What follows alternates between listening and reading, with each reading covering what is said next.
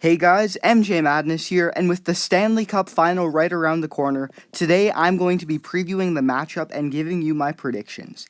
In a playoff season that has had its fair share of upsets, improbable goalie performances, overtimes, and Game 7s, we end up with a terrific matchup between the defending Stanley Cup champions and a first-time finalist. The Pittsburgh Penguins survived the Eastern Conference with plenty of injury problems, including starting the playoffs without both of their top defensemen and their number one goalie. Most teams couldn't survive a hit like that, but with the sum of its parts defense and a couple of superstars up front, Pittsburgh found a way to eliminate Columbus in 5 games and Washington and Ottawa in 7. The Predators, on the other hand, broke through for the first time as the 8th seed in the West and the number 16 seed overall with 94 points. But don't mistake them as some kind of fluke. Pekka Rinne has been excellent, and the Predators' biggest strength is Pittsburgh's biggest weakness, which is their defense. With a collection of blue liners that can do everything at both ends of the ice, Nashville upset Chicago in a shocking sweep, then got past St. Louis and Anaheim in 6 games each. Now let's look at the story and some of the injury notes. The biggest loss for the Predators is, of course, number 1 center Ryan Johansson.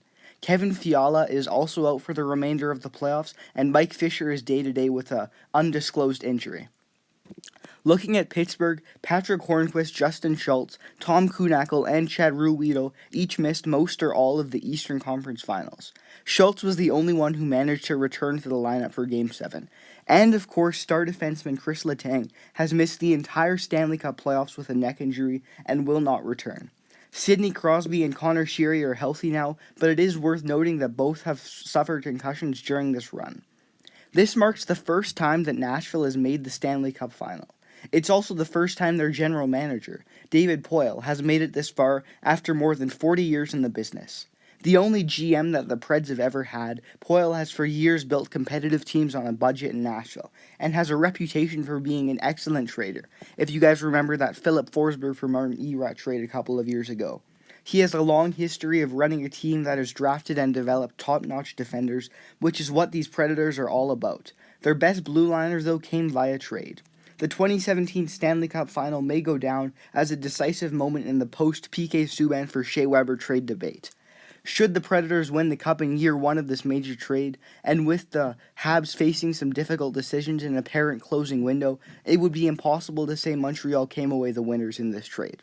More than anything, Nashville has earned some long overdue attention from die-hard hockey fans in other markets, who are realizing something followers of the Predators have known for years. This is not only a hockey market, but a unique hockey market. The atmosphere in and around the Bridgestone Arena is unlike any other in the NHL, and with a fun underdog group on the ice, Nashville is an easy team to like. Looking at the Penguins, they seek to become back-to-back Stanley Cup champions for the first time since the Detroit Red Wings in 1997 and 1998. In a salary cap era, especially at the end of a playoff season that is advertised parity in the NHL, a Penguins repeat would stand out even more with that context. The story with this team, however, is how they've gotten this far with a ragtag group of blue liners that are led by Justin Schultz in points, a player who didn't even stick with the Edmonton Oilers at their low point.